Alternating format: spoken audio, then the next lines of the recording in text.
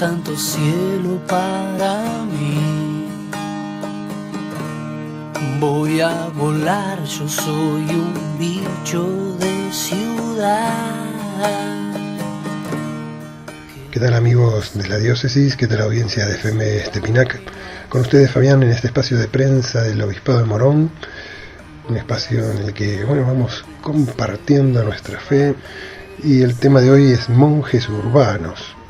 Hace poquito compartimos unos encuentros con el padre Juan Herrera, párroco del Santuario de la Medalla Milagrosa de Villa Tesey, quien ha tenido una experiencia muy fuerte de vida y espiritualidad monástica, y ha querido compartir con nosotros, quienes, como dice la canción, somos bichos de ciudad.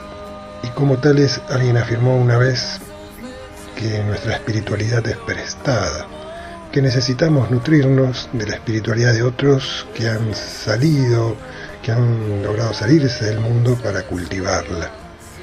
Mirando desde ahí, qué valioso entonces lo que nos trae el Padre Juan, y que lo extrae de la riqueza de grandes personas que se entregaron completamente a Dios, que han trabajado mucho en este camino y crecieron en su conocimiento todo lo que pudieron, alejándose de las distracciones de la vida diaria. Por eso merecen que observemos sus experiencias.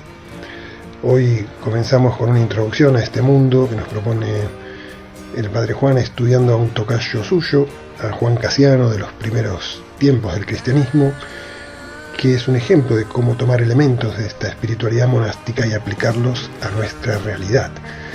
Para quienes deseen profundizar en el tema, en nuestro sitio www.obispadomorón.org.ar van los links de descarga de los textos que acompañan a los audios que vamos a escuchar a continuación. Nos vemos, hasta luego. Voy a volar, yo soy un bicho de ciudad. Vamos a empezar hoy lo que es el ciclo de charlas, que es del año, que yo puse bajo el título de monjes urbanos. Hablar de monjes y hablar de urbanos es mucho, pero algunos elementos para poder compartir, para poder pensar, para poder rezar. Esta es la hoja de ruta que tendremos hoy, en este día. Primero, una primera parte que va a hablar sobre el contexto de las charlas, de lo monástico, del origen de lo monástico, que nos pueden ayudar a entender después a los padres que fueron originando el movimiento monástico. Y después algunas conclusiones del día de hoy. Pero me pareció importante empezar con una cita del Evangelio de Juan. Cuando estaba Juan Bautista con sus seguidores, y entonces Juan Bautista ve que Jesús pasa, ese es el Cordero de Dios, y entonces los discípulos dicen, los dos discípulos al oír hablar así, siguieron a Jesús, viendo que lo seguían, Jesús les dijo, preguntándole, ¿qué buscan? Yo quería hacerle y dejarles esta pregunta. Porque todos seguimos a Jesús, a veces a través de Juan Bautista, a veces a través de un catequista, a veces de la familia, a veces del trabajo, a veces de la historia. Pero ¿qué pasa cuando Jesús aparece, la presencia de Jesús? Y entonces, ¿qué buscan? Y me parecía lindo que al comenzar estas charlas de espiritualidad y de la espiritualidad monástica, uno se pregunte qué busca de Jesús.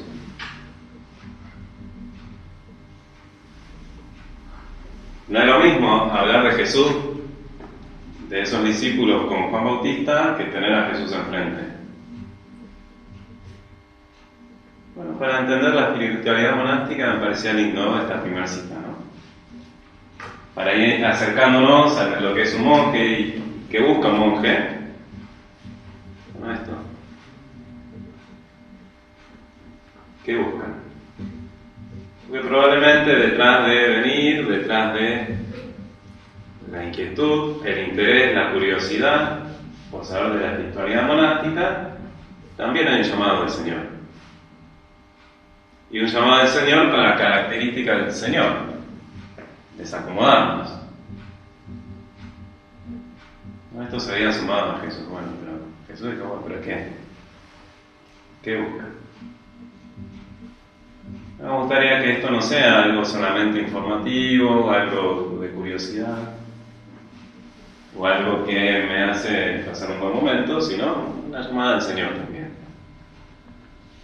A través de Juan, que no es bautista, que tampoco quiere que se queden conmigo, sino que vayan al Señor y lo sigan a Él. ¿Qué buscan? Junto con esta primera cita, pensaba en una de Kierkegaard, el filósofo danés. Cuando empieza un libro de meditaciones, que es largo, él hace su introducción y advierte al lector. Dice así: estas meditaciones quieren ser comprendidas con lentitud, para hacerlo también con facilidad, en tanto que seguramente resultarán muy difíciles para aquel que, mediante una lectura superficial y curiosa, las haga muy difíciles. Kierkegaard sabe que lo que él escribe es importante, y que eso importante no puede quedar a la lectura de quien no lo considere ni trate a eso como importante. Entonces, todo lo que podamos ver, compartir, llevarnos de la espiritualidad monástica, requiere el respeto de algo importante.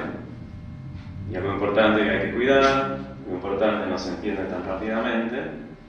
Y si uno lo entiende rápido, es que lo cortó todo para dejarlo cómodo, ¿no? Entonces, bueno, lo que podamos encontrar será para seguir rumiando. Para seguir rumiando pues en casa o en la vida, ¿no? Bien, después de estas dos como consideraciones introductorias al espíritu con el que vamos a entrar en este evento, vamos a empezar. Cuando uno quiere estudiar sobre el origen del monacato cristiano, hay como dos corrientes hoy. Los que estudian el monacato en sus orígenes como un cuadro, y entonces buscan elementos de ese cuadro, o como un movimiento que responde a un momento histórico y cultural. Y esa es una gran pregunta, ¿no? ¿Hay algo en el hombre que hace que ciertos hombres quieran vivir de un modo monástico? ¿O algo pasa en la historia que el hombre reacciona en formas monásticas? Estas son las dos grandes tendencias de hoy, que son complementarias. Ninguna de las dos es absoluta y ninguna de las dos se entiende sin la otra. Y esto es lo que vamos a ver, algunos elementos sobre estas dos corrientes para entender el monacato. ¿Qué pasaba en el origen del monacato cristiano? Nos vamos a ubicar en el siglo III, entre 200 300. No sé si saben de historia, siglo II y III, qué pasaba en esos momentos.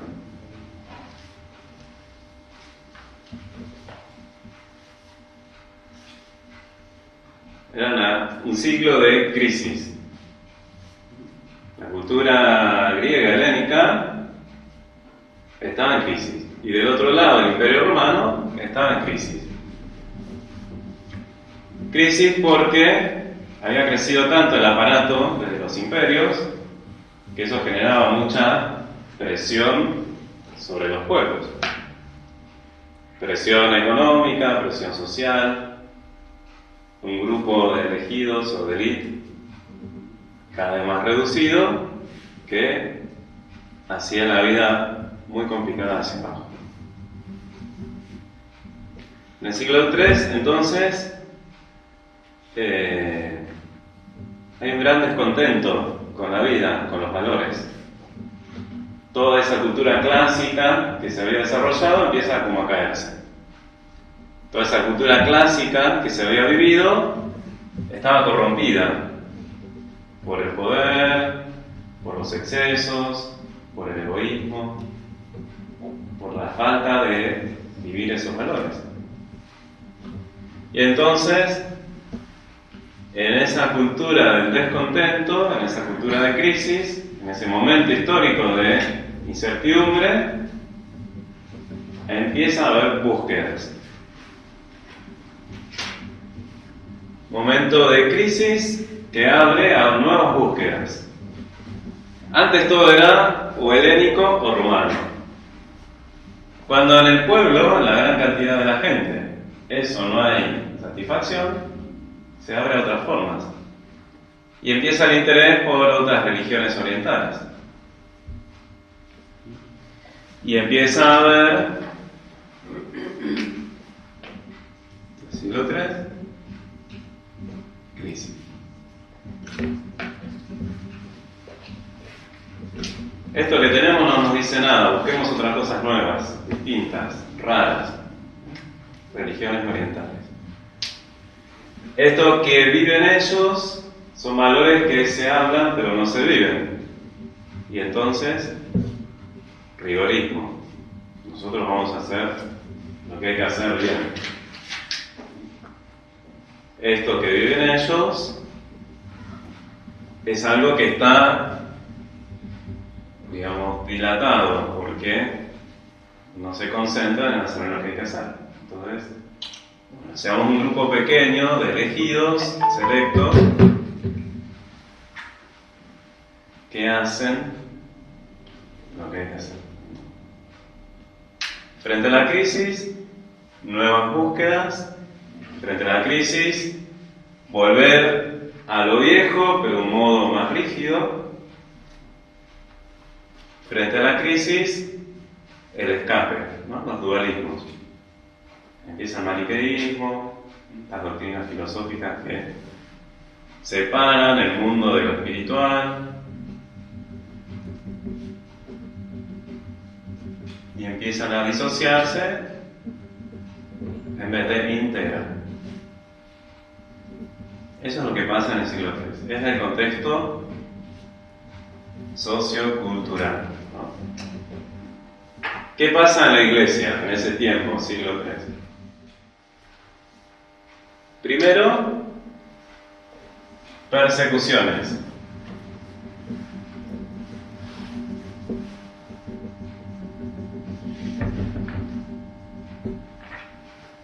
Se persiguen cristianos desde el imperio, se los echa a los leones, se los matan, se los queman, se los crucifican.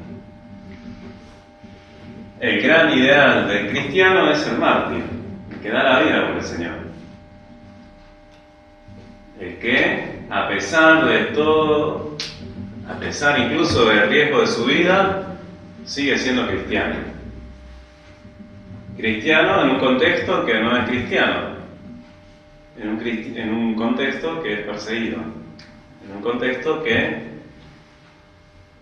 corre peligro de muerte quien profesa la fe. Sobre todo con la persecución de Decio, que fueron 2 o 3 años de destrucción masiva de cristianos. Pero después de la época de persecuciones, llega Constantino.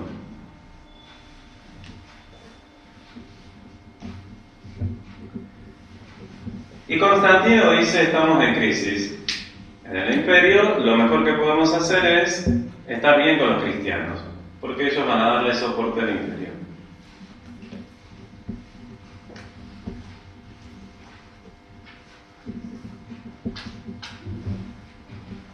Y en el año 313 se firma el Edicto de Milán.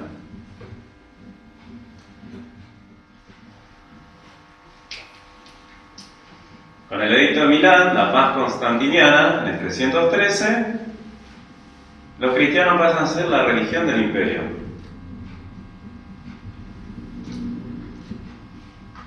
Y los que eran perseguidos ahora son miembros oficiales.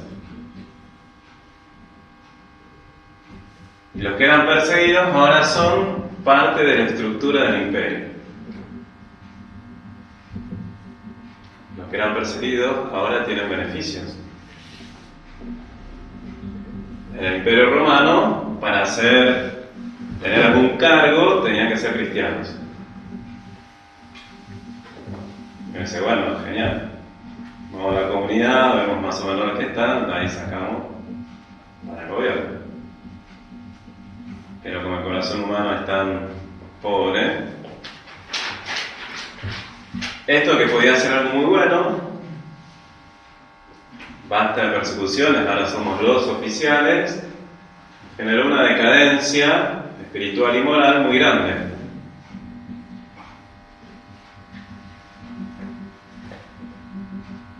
Y la crisis ahora era de adentro de la iglesia, además de la crisis de afuera. Porque era cristiano, cualquiera era cristiano, y no tenía ningún riesgo ni ningún costo.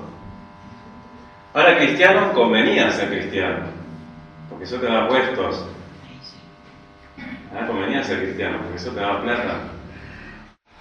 Y entonces la iglesia empezó a acomodarse demasiado a la estructura política y a olvidarse de su sentido y su identidad. San Jerónimo dice: desde que hay en la iglesia emperadores, ha crecido ciertamente en poder y riqueza, pero ha disminuido en fuerza moral. Ya no da testimonio. Frente a estas condiciones socioculturales y de la iglesia, algunos hombres optaron por algo distinto. En ese contexto sociocultural y de la iglesia, algunos hombres optaron por algo distinto. Desde el rechazo, la crítica a este esquema que se vivía, o desde la insatisfacción. Por eso que se vive no me dice nada. Y no importa si por vía positiva o negativa, buscaron algo distinto en un tiempo distinto. Frente a la caída de los imperios y las culturas y el surgimiento de las nuevas, ¿no? El Imperio Romano empieza a caer con las invasiones bárbaras. Frente a esta iglesia que tiene que repensarse porque no sabe cómo ser iglesia, siendo oficial del pueblo, del imperio, bueno, algunos optaron por algo distinto. Este movimiento fue autónomo, fue de personas, más bien que de grupos, pero optaron por algo distinto. Podemos decir que eran buscadores.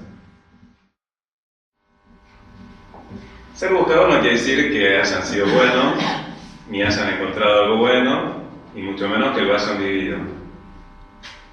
Pero tiene una actitud de buscar y no de acomodarse.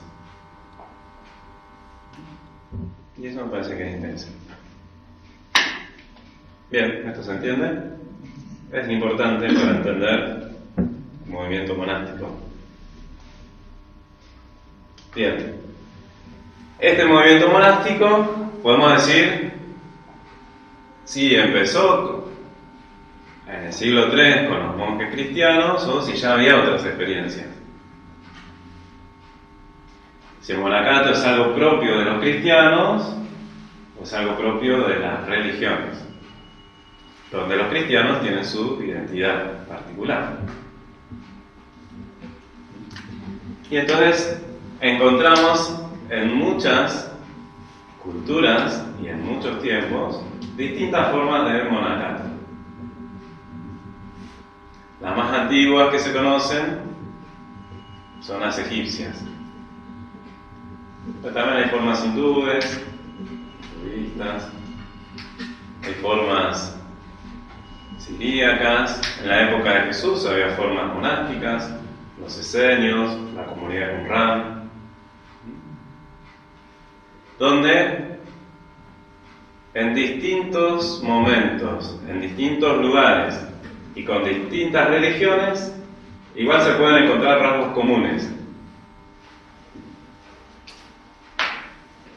Vamos a decir, en todas esas experiencias se encuentra absoluta dedicación a un Dios o divinidad. Para vivir eso, la separación de las preocupaciones humanas. Todos los monacatos buscan lo mismo. La vida en ermitas o en comunidades y un trabajo de ascesis. También el celibato, la renuncia a los bienes materiales y la obediencia a un jefe espiritual. Mucha dedicación a la oración de cada día y meditación de las cosas divinas.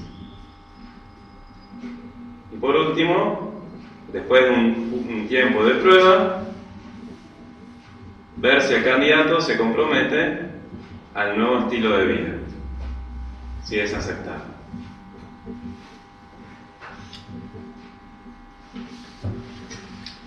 Por eso, es bueno saber que hay experiencias preexistentes que no son solo de los cristianos, para poder ir a unas raíces más hondas que son del corazón humano. En lo cristiano tiene su identidad y sus características, pero el hombre tiene en su corazón esa dinámica y esa búsqueda. Digo porque esto también cada uno de nosotros lo puede tener.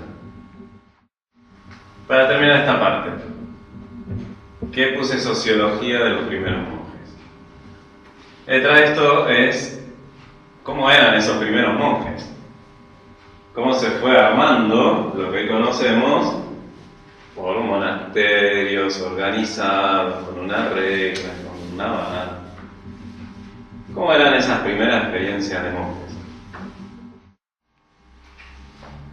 Los primeros monjes, ya vimos que eran medios personajes.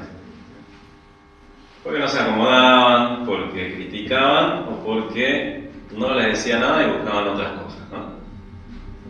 Y entonces el movimiento empezó a irse al desierto. Se fueron muchos al desierto, empezar por lo menos romántico, ¿no? Muchos se fueron al desierto porque debían mucha plata. Y en el desierto se escondían. Muchos se iban al desierto porque habían cometido crímenes. Y en los monasterios no los conocían. Muchos se fueron al desierto por las persecuciones. Y entonces, en vez de enfrentar lo que tocaba en la vida, no, yo, esto está peligroso, me voy y me escondo. Muchos se fueron al desierto porque había comunidades organizadas y en un contexto de crisis socioeconómico, y bueno, tener el pan asegurado, convenía estar en un monasterio. Muchos se fueron al desierto porque la religión era aburrida, querían experimentar cosas nuevas, distintas. Hay miles de escritos sobre las formas de búsqueda religiosa en ese tiempo. Las más locas están ahí, ya está todo inventado.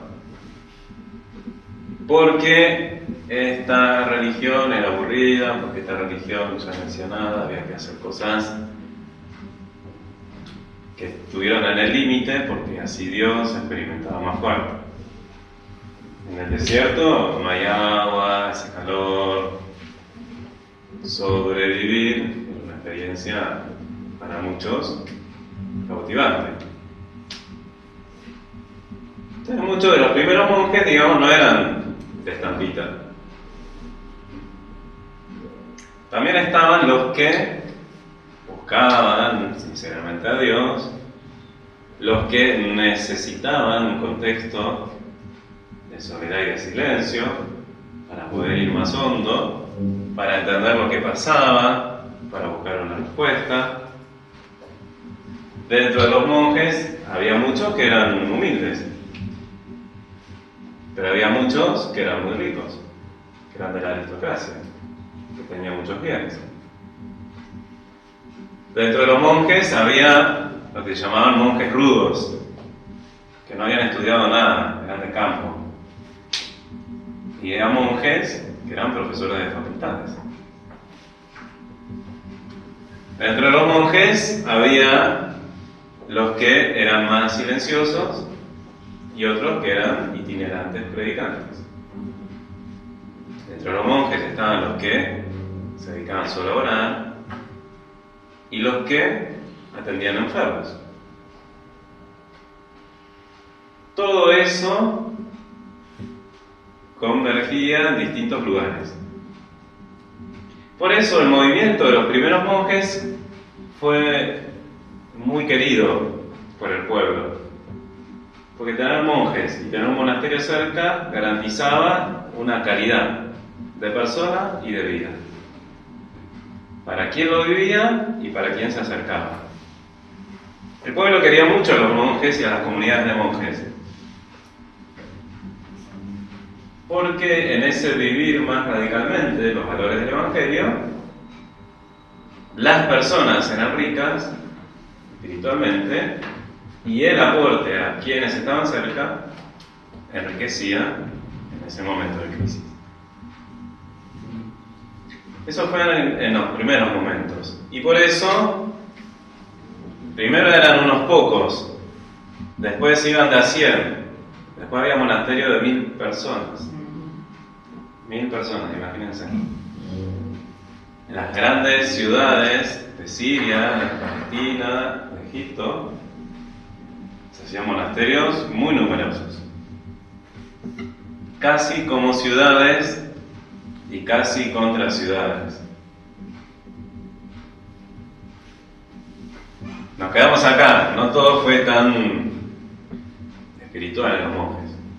Después hubo una lucha, ¿no? Que es la lucha de siempre entre lo que el espíritu va generando como un carisma y la institución de ese carisma. Lo que viene de la tradición y lo que se necesita para los nuevos momentos y las nuevas culturas. Todo eso pasaba en este origen del monacato. Parece interesante porque no es que estemos tan lejos de tantas cosas. De las crisis socioculturales de la iglesia. No sé si hay muchas persecuciones, pero que estamos acomodados a veces estamos. Las nuevas búsquedas. Bueno, y ya vimos que monjes había muchos estilos. También nosotros. Monje no es un autista, ni alguien que se escapa, ¿no? Sino todo lo contrario. Monje, un contemplativo, es el que ve la realidad y la ve más profundamente, por eso trabaja todo para poder ver todo y busca una respuesta. Monje es el que monos. Monje viene de monos. ¿Qué es monos? ¿Saben? En griego, uno. ¿Y qué sería monje? Uno. Qué triste. Monje es el que busca unificar. Por un lado, solo Dios. un principio de vida, solo y todo Dios. Y a eso dedica su vida. Todo lo demás es secundario. Solo que el monje tiene que aprender a vivir ese solo Dios, ¿no? Y por eso pasar de la soberbia a la humildad.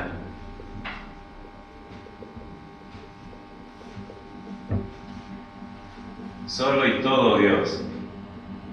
Toda la vida va a pasar trabajando eso. Por eso es monje.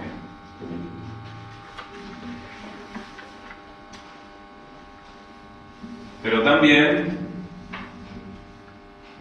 él va a buscar ser uno dentro de sí.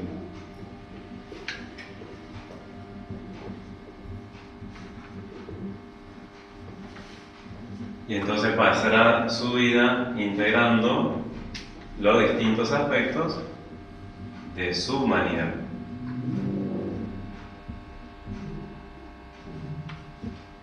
Que no luchen unas cosas con otras. Un monje es una persona integrada, que es uno, que no está dividido por dentro en 1000 partes. Y por eso trabaja para ese monos, para ese uno. Bien, el hombre que se trabaja y que todo lo trabaja para ser uno con Dios.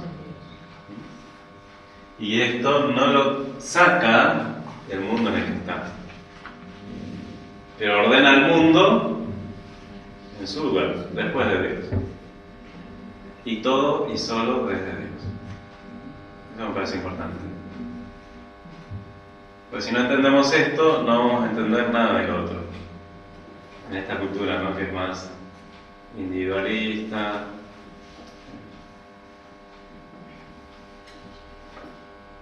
El monje es contemplativo, pero porque mira la realidad más profundamente, no porque se escapa. Es contemplativo, claro, pero contemplativo no es estar colado, digamos, ¿no? Todo lo contrario, es estar más metido en la realidad. Casiano, ¿conocían a Juan Casiano? Vamos a empezar a ver monjes, sus vidas, a ver si nos inspiran, si nos pueden ayudar a vivir nuestra vida, si nos pueden ayudar con nuestra vida con Dios. Un poco de eso se trata. Juan Casiano nació en el 360, más o menos. Entre 360 y 370.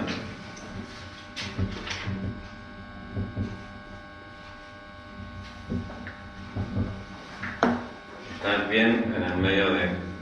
Es un segundo momento. No está tan en el origen. Ya pasaron bastante cosas, digamos, ¿no? Y cuando él llega, ya hay formas más organizadas, intentos y errores más ensayados. Porque los primeros monjes también buscaban maestros espirituales. Y había cada maestro que mejor no te nada, ¿no? Y había, bueno, yo te voy a formar y para formarte en la paciencia tenés que talar 10 palmeras. Quedan destruidas. Las palmeras que son bien fibrosas. Y yo voy a formarte en el control de tus sentimientos y de tu ira, y por eso nos mandaban así como a lagunas llenas de mosquitos. Que no podían matar un mosquito. No sé, nosotros. Estos días que vinieron mosquitos, con 3 mosquitos nos volvíamos locos. Bueno, hacían todas cosas así que ensayaban para ver cómo trabajar las cuestiones interiores. Bueno, Juan Casiano ya había pasado bastante de eso, y entonces él a los 20 años más o menos, Juan Casiano nació en las Galias, Francia. de una familia aristocrática, de una formación intelectual muy alta, de literatura, de filosofía, las artes clásicas, los estilos para escribir, nene bien.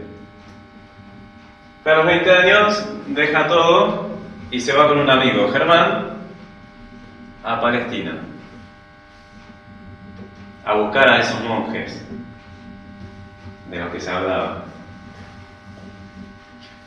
Y entonces vive en un monasterio en Belén, pasa 6 años ahí, pero se aburre en el monasterio. O parece que en el monasterio no estaban viviendo tan bien la espiritualidad. Y entonces se va por el desierto, a distintas comunidades. Y ese camino le lleva más o menos 20 años. 20 años viviendo en el desierto, 20 años,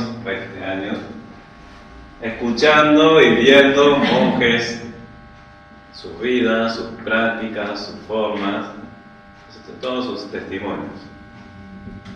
Vuelve a la comunidad de Belén, pero como para cumplir, porque había dicho que alguna vez iba a volver. Porque tenía un compromiso con la comunidad, pero después se fue. Y entonces, en el 400, más o menos, empieza como una persecución intelectual contra Orígenes, personaje importante de la historia de la Iglesia. Y eso lo hace encontrarse con San Juan Crisóstomo, no sé si lo conocen. El gran padre, predicador, también rebelde, 3 veces fue desterrado por su manera de decir las cosas y por su inteligencia. Crisóstomo en el 404 lo ordena de diácono a Juan Casiano y después sacerdote.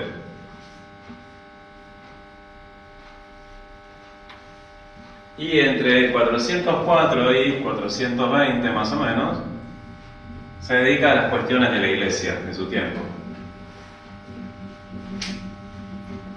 Las peleas, los pasillos, las luchas por los episcopados o patriarcados, las luchas heréticas. Bueno, él se dedica durante todo este tiempo. Le dan una carta, parece que como tenía buen discurso, le dan una carta de Constantinopla para que lleve al Papa a Roma, a Inocencio I. Parece que le fue bien con Inocencio I. Y se hizo amigo de que después fue el Papa León Magno. Y quedó más acomodado todavía. Y entonces ya no le gustó tanto el desierto, se quedó por ahí. Durante 15 años estuvo trabajando de diplomático. Y todo lo del desierto quedó ahí guardado, ¿no?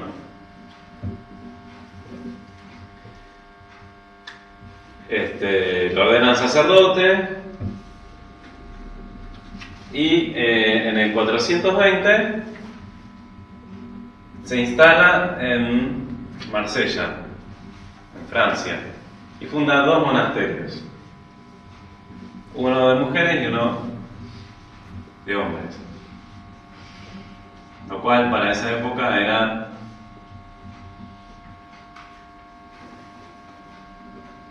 como subversivo hacer un monasterio de mujeres, sobre todo en Occidente. Esto es lo que va a hacer y lo que vamos a empezar a ver de Juan. Funda monasterios, uno de hombres y uno de mujeres, en Occidente. ¿Y qué es lo que hace? Trae toda su experiencia de Oriente a Occidente. Funda 2 monasterios como modelo y ayuda a la fundación de muchos otros monasterios que empezaban a hacerse. Ante que los suyos había uno importante, el monasterio de Belén, que él va a organizar.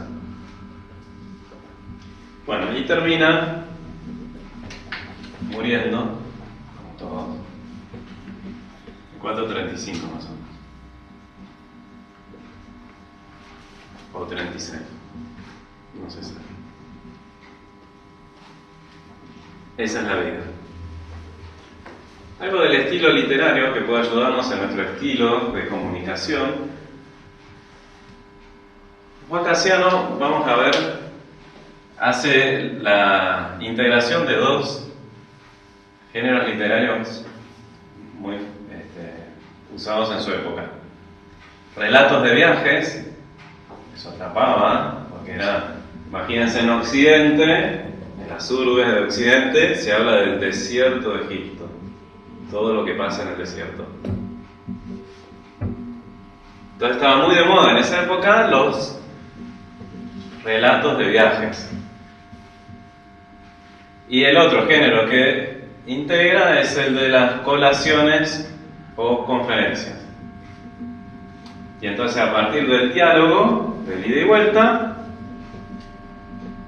se enseña algo o se profundiza algo. Y entonces su genialidad es poder entusiasmar con un colorido de cosas y en el medio meter una enseñanza o una profundización. Entonces, por un lado, es un escritor atrapante, como novelista. Por otro lado, es un escritor profundo, espiritualmente. Por otro lado, estos 15 años de diplomacia le hicieron escribir de un modo que no lo censuraran. Y entonces pudo decir verdades y aportes sin que cayeran mal. Era bastante vivo, ¿no? Él criticaba, renovaba, proponía, sabía que algunas cuestiones podían hacer ruido, pero lo decía de tal manera que no generaba problema. También pues se sentía hijo de su iglesia. No quería estar separado ni tener problemas. Y así entonces escribe 3 obras. Las instituciones cenobíticas, que es las que vamos a ver hoy. Las instituciones cenobíticas. No hice ningún acuerdo con Claretiana como para vender los libros, ni con Agape. Las que vamos a ver hoy. Las colaciones.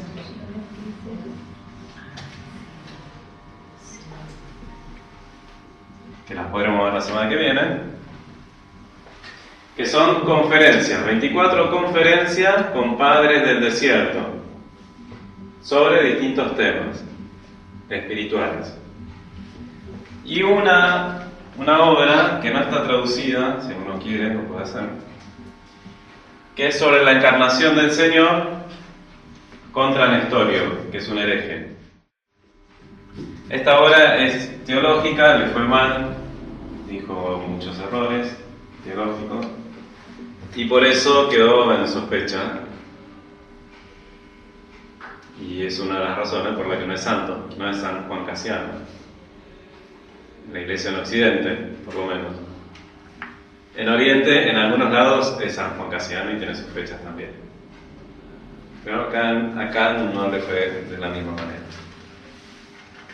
Bueno, se metió en un problema político y teológico cuando él no sabía de eso. No sabemos por qué lo hizo. Si con esto le fue muy bien. Las instituciones cenobíticas van a trabajar sobre el hombre externo y las colaciones sobre el hombre interno que se encuentra con Dios. Y es interesante este método que tiene.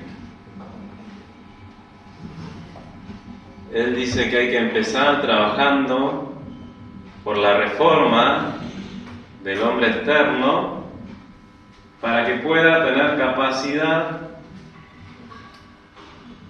de encuentro de sí mismo con Dios.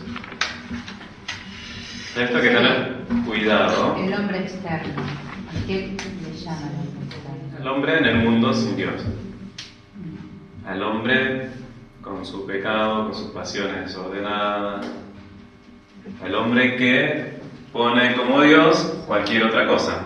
El dinero, el poder, la vanidad. Entonces, las instituciones apuntan no a las obras de Dios, ni a las maravillas de Dios. Lo dicen en el prefacio. Dice, acá no me voy a detener en todas las maravillas que Dios hace y en todas las maravillas que hace en la propia vida. Acá vamos a empezar a trabajar por las cosas que sostienen un camino de seguimiento. Son las instituciones, la sana doctrina y la reforma, renovación o conversión del hombre exterior. Monje también es quien vive en conversión constante.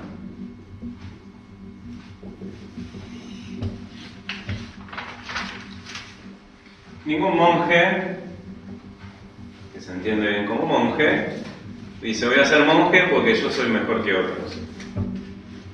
Tengo más capacidades. Todos los monjes empezaron diciendo, ten piedad de mí, Señor, porque soy un pecador.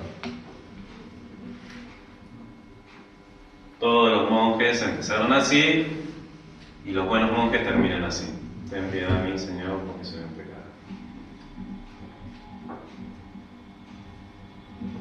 Y entonces esa lucha contra el pecado es hasta el último día. Y así se entienden los monjes. En las instituciones, primero vamos a ver lo que hay, ¿no?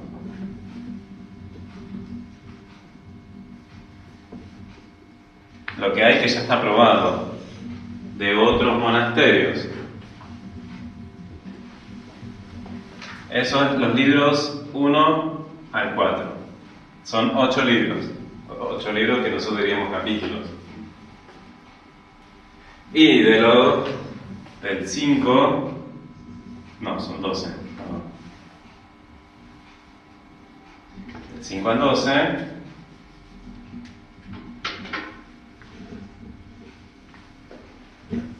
los pecados capitales. Entonces, por un lado, ahora vamos a ver cuáles son las instituciones que propone. Acá no llegamos, es mucho. Estaría bueno hacer toda una charla sobre los pecados capitales. Porque él analiza psicológica y espiritualmente ese movimiento del hombre que todos tienen, que se llamó pecados capitales. Entonces analiza la naturaleza del pecado, las causas y efectos de esos pecados y ensaya tratamientos, así pone, y remedios, porque nadie quiere vivir enfermo.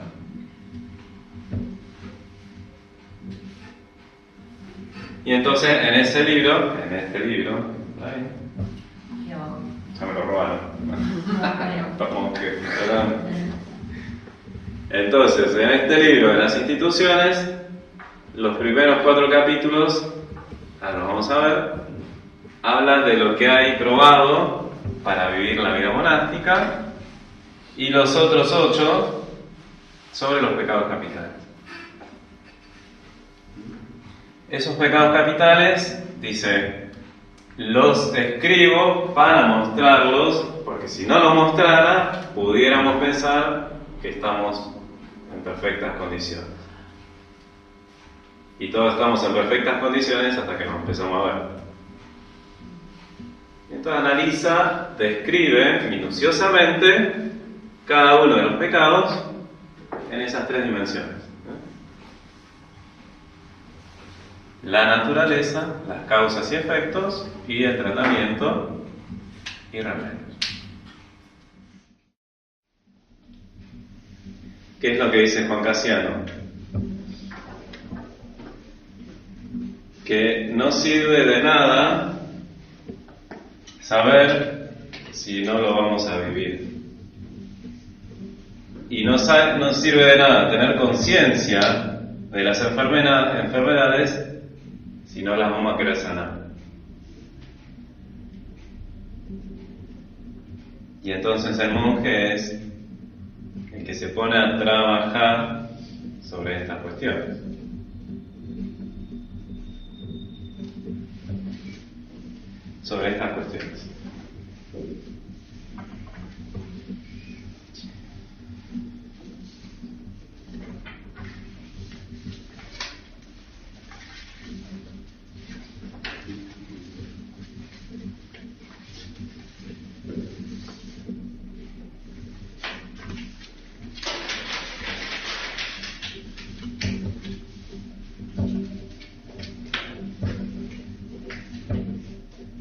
Algún textito.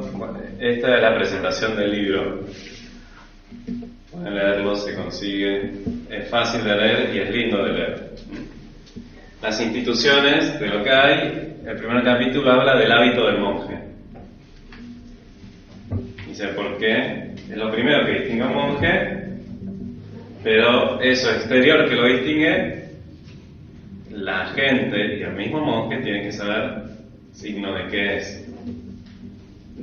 Y entonces explica toda la indumentaria de los monjes.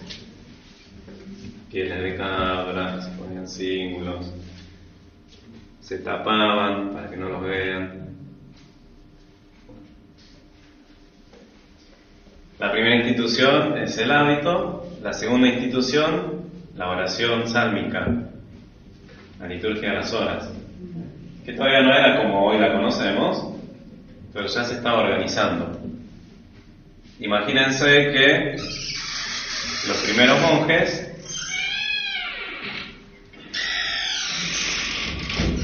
dicen que algunos monjes rezaban los 150 salmos en un día.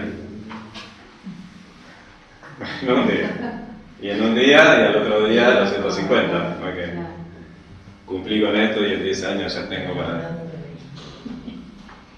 Las oraciones de la noche y de la mañana. Para cumplir con lo de San Pablo.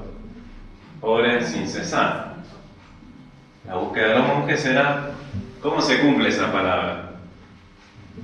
Oren sin cesar. ¿Qué implicaba oren sin cesar? Entonces ahí se fueron también ensayando distintas cosas. Las oraciones de la noche, las de la mañana, y el último capítulo de las instituciones sobre el renunciamiento del mundo. Es decir, sin renuncia no hay seguimiento.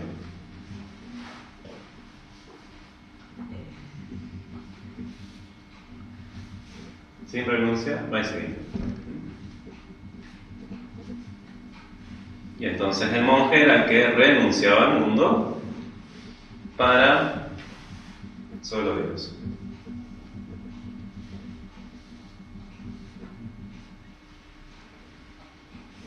Por lo que veníamos viendo, no como desprecio del mundo, sino para ubicarlo detrás de Dios. Sino desde el mundo no se llega a Dios. Dos fragmentos de textos de las instituciones de esta primera parte, de esta no, ya le digo que algún día sería interesante verlas todas, digamos, pero es mucho, demasiado. Sobre la oración, ¿qué dice Juan Casiano sobre la oración en las instituciones? En el medio de todo.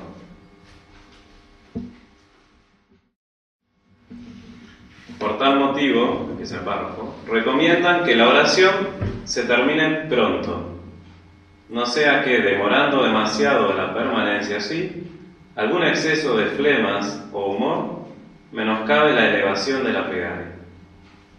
Y son de parecer que mientras todavía se mantiene en el fervor, es menester arrebatar, por así decirlo, esa oración a las fauces del enemigo, el cual, si es cierto que nos hostiliza en todo momento, mucho más cuando ve que deseamos ofrecer, a pesar suyo, nuestra plegaria al Señor. entonces suscita en nosotros 1000 pensamientos y pone en juego los diversos humores que residen en nosotros para apartar nuestra alma de la atención de la plegaria y enfriar así el fervor que habíamos concebido. Esa es la razón por la que creen que es más fácil utilizar oraciones breves pero frecuentes. Frecuentes para que, rogando a Dios reiteradamente, podamos estar siempre unidos a Él. Breves para evitar con la concisión del pensamiento los dardos que el demonio suele asestar contra nosotros, sobre todo cuando nos hallamos en la oración. Entonces, algunos elementos de Casiano para la oración. Primero, breves. ¿Y qué más? Frecuentes. Bien, esas son las dos características. Es que el demonio, cuando no quiere hablar de la oración, no te deja escribir. La oración.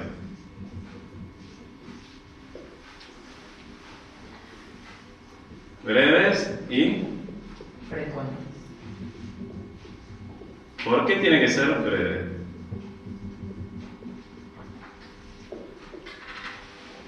Para que el demonio no pueda interrumpir. Claro. Para que no se metan, ¿no? Los pensamientos. ¿Qué hace el demonio? Cuando uno no puede mantener el fervor, así empieza, ¿eh? Uno reza y uno efervesce, ¿no? Pero nuestra condición limitada humana no puede mantener el fervor. Vamos a estar full todo el tiempo. Y por eso la oración breve y no larga. Bueno, me voy a dedicar los momentos de oración, ¿no? Porque el demonio, ¿qué empieza a hacer? A distraer y a sacar de nosotros lo que menos piadoso tenemos. Estamos rezando y me acuerdo que me olvidé de apagar la luz, ¿no? O estoy rezando y me acuerdo que se me había roto el auto. Estoy rezando y me acuerdo que tal persona me dijo algo que me molestó. Y entonces estábamos efervescentes con el Señor y poco a poco nos fue distrayendo, llevando a otro lado y apagando nuestro fervor, nuestro amor. Si es breve, uno dice, bueno, en un minuto, Señor, te doy el corazón y te lo dejo delante del altar. Bueno, eso lo podemos hacer. Pero extender eso, nuestra capacidad es limitada. No podemos tener fervor. Breve porque el demonio nos ataca. Pero nos ataca con lo que tenemos. Y entonces hay algo muy lindo que dicen sobre la oración. Tenemos que arrebatarle nuestra oración. Miren qué hermoso. Porque viene y nos saca de nuestra oración y nos lleva a otro lado. Nosotros tenemos que defender nuestra oración. Arrebatar, por así decirlo, esa oración a las fauces del enemigo. Entonces, el demonio ataca y el hombre defiende su oración.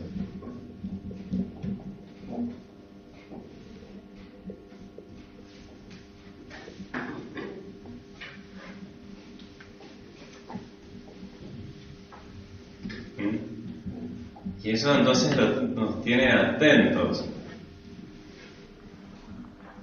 ¿Atentos a qué? A orar fervientemente y atentos al ataque. Y si nos ataca y nos arrebata, a arrebatarle nosotros la oración. El demonio no va a hacer algo de la nada, va a partir de algo que ya tenemos dentro. Y por eso aprovechamos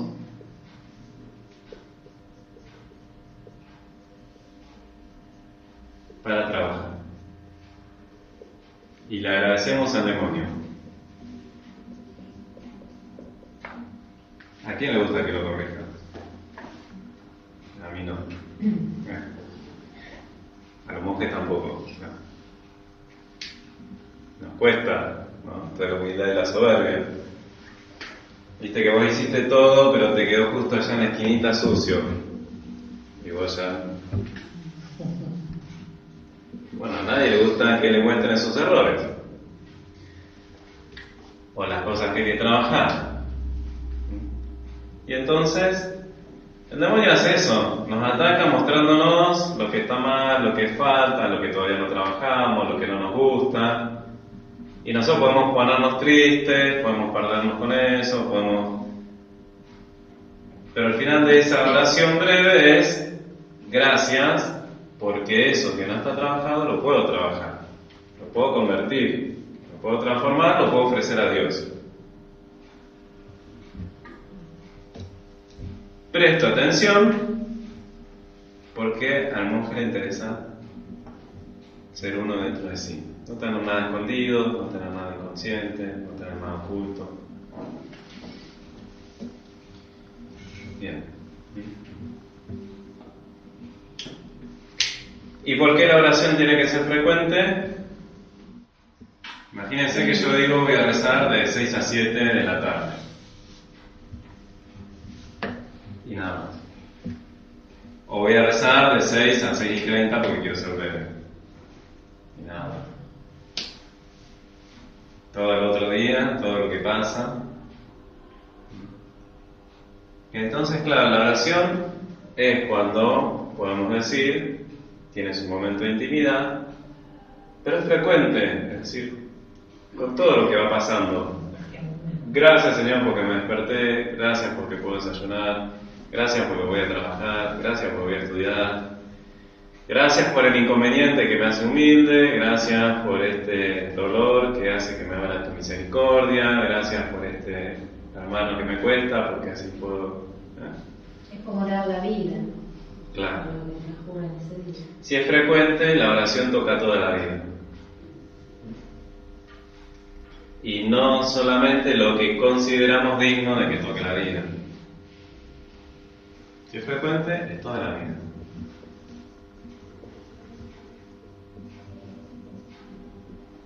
Si es frecuente, todo el tiempo estoy buscando a Dios. Y todo el tiempo estoy llevándole a Dios todo lo que voy viviendo. En los monasterios se reza la liturgia de las horas. No hay en el monasterio. Toca la campana es el Señor llamándote. Te llama, soltás todo. Vas a su encuentro. Si el Señor es quien nos ama, y si nada amamos más que al Señor, tener una oración frecuente nos pone todo el día en un ámbito de amor. En un ámbito de amor. Y cuando es frecuente, como cualquier deporte, cada vez es menos difícil entrar en clima de oración. Porque el mismo ritmo nos va llevando. Bien. Lo último, textito. Esto, Todo eso está ahí. todo está acá. El libro mágico. Esto de la oración está en el segundo capítulo, punto 10. Tiene como versículo de la Biblia. Con respecto a la oración y al trabajo, ¿qué es más importante? ¿Orar o trabajar? ¿Qué es primero? ¿Orar o trabajar? Trabajar grande. Él deja la pregunta. Ese es San Benito. Claro, la tradición benedictina dice ora en la hora, La ¿no? voz. San Benito no lo dijo, pero después quedó ahí Quedó ahí. con los amigos de Benito. Él dice así: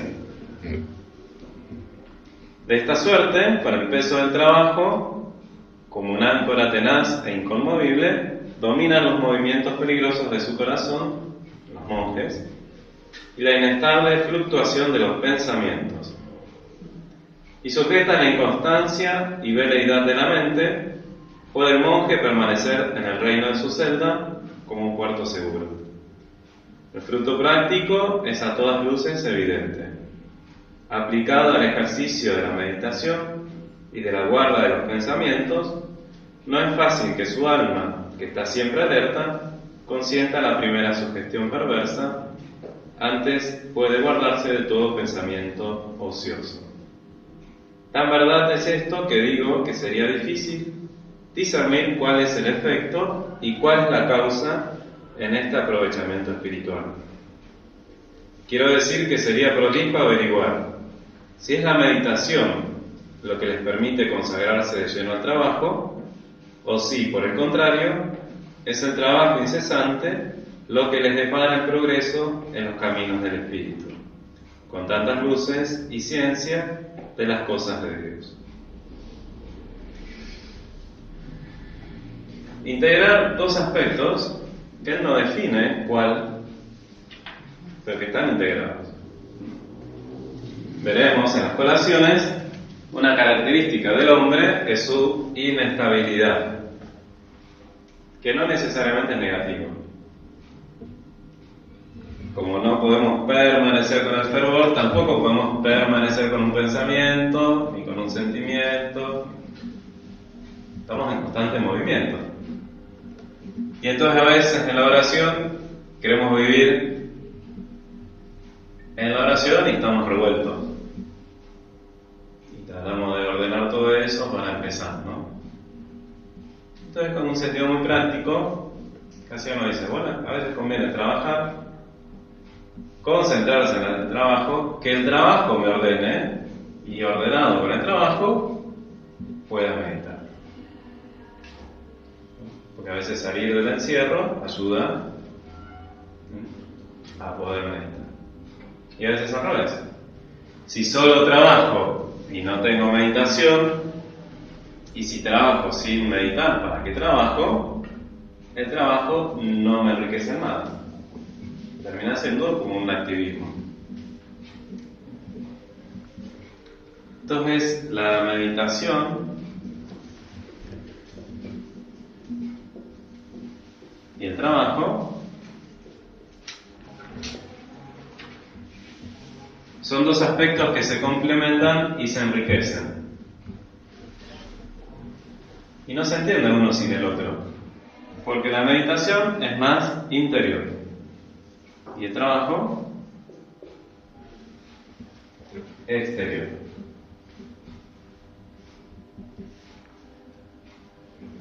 Yo puedo pensar y sentir un montón de cosas.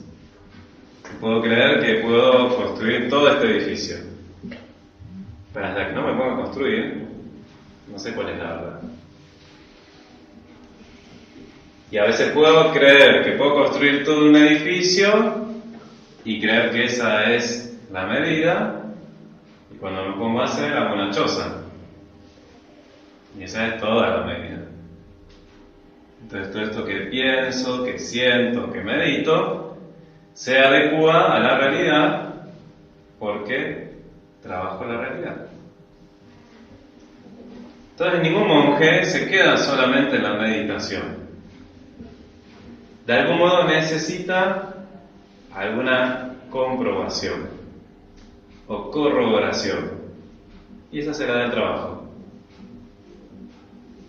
Un modo de objetivar, de sacar de sí, de dentro, todo eso que le surge en la meditación. ¿Se entiende esto? Entonces los monjes no es lo que viven sin hacer nada, meditando. Y sería nocivo si solo hicieran eso. Porque necesitan esa dimensión interior, comprobarla, corroborarla, objetivarla con una dimensión exterior. Por lo mismo, solo menciono, la semana que viene, esto como las novelas, escenas del próximo capítulo. Escenas del próximo capítulo. La vida monástica tiene dos formas básicas. anacoretas y cenobitas. Los anacoretas son los monjes que viven solos. Y los cenobitas son los monjes que viven en comunidad. Son dos modos complementarios y necesarios para la vida espiritual. Dentro del movimiento de los monjes, lo vamos a ver a lo largo del año, hay algunos que defienden más la vida anacoreta y otros la vida cenobítica.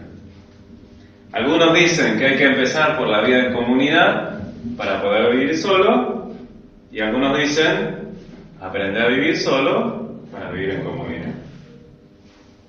No importa cómo ni por dónde, pero es lo mismo que esto. Toda esta instancia interior de la anacoreta, que vive, que piensa, que siente, que cree, se corrobora cuando aparece un hermano. ¿Y qué pasa cuando aparece el hermano? Toda esta dimensión de vivir con otros me muestra quién soy yo. Y entonces empiezo a conocerme y empiezo a poder trabajarme y a fortalecerme para vivir con otros y para vivir también conmigo mismo. Pero siempre es la integración de los dos elementos. Y nunca se puede absolutizar uno, porque eso nos haría mal.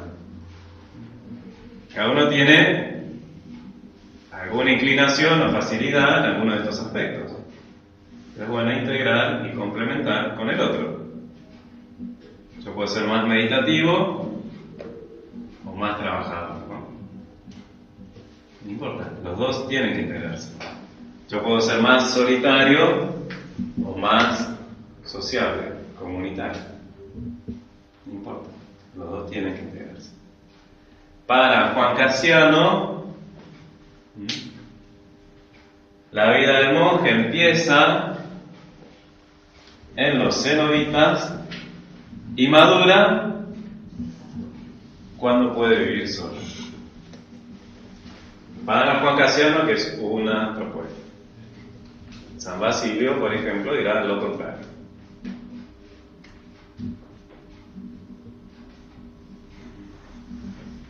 Vivir en comunidad, aprender a vivir en comunidad, te muestra, te trabaja y entonces te permite después vivir solo.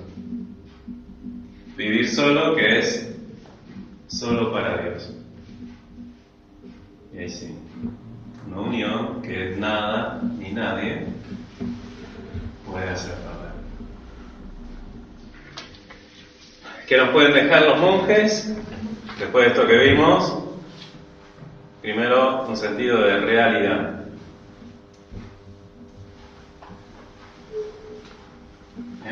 Y nos invitan a ser contemplativos de la realidad.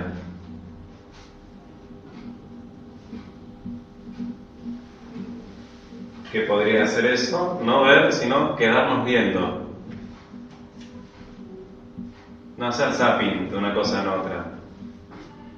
Ver más profundo. Primero. Segundo, ser un buscador. No acomodarse. No ser automático. Ni transmisor. Recibo y hago lo mismo que me dieron y ya está. Sin aportes propios. Siempre en toda cultura, en toda crisis, hay una oportunidad. Que es mía y que es para otros. Así funciona la iglesia. Las crisis son momentos importantes de gracia, ¿no? De Kairos. Con Kairos especialmente ahora. Es un gran momento de crisis, así que es un gran Kairos donde Dios nos puede hablar.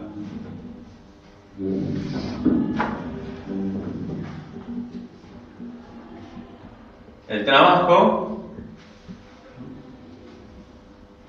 trabajo, ¿no? Que nos dejan los monjes no lo que saben, sino lo que trabajan. Se trabajan y trabajan para encontrarse con Dios. Un monje no recibe nada gratis, así como y hecho. Todo lo hace. Se trabaja para encontrarse con Dios. Y por último, la relación entre lo interior y lo exterior, como una circularidad. Lo interior como una circularidad. Empiecen por donde quieran, pero hagan circularidad. Vamos a hacer, como Casiano, una oración breve, como para terminar. Y en el corazón vamos a pensar en alguna cosa que el Señor ha movido en este tiempo, en esta charla. Y vamos a pedirle que nos ayude a ser más monje. Es decir, a tenerlo más a Él como único principio y que nos ayude a nosotros a ser cada vez más íntegrados. Cada uno en el corazón, de una forma breve, le hace su oración, su pedido, su agradecimiento al Señor por este tiempo de charla.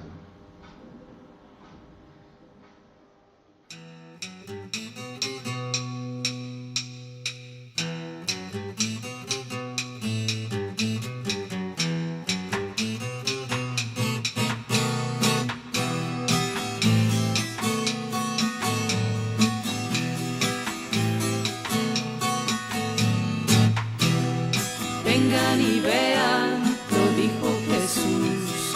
Vengan y vean. Vengan y vean, lo dijo Jesús. Vengan y vean que todo es bueno y bello. Vengan y vean que Dios siempre nos espera. Vengan y vean, somos hermanos y hermanas. Vengan y vean, podemos ser comunión. Vengan y vean, lo dijo Jesús. Vengan y vean. Vengan y vean, lo dijo Jesús. Vengan y vean.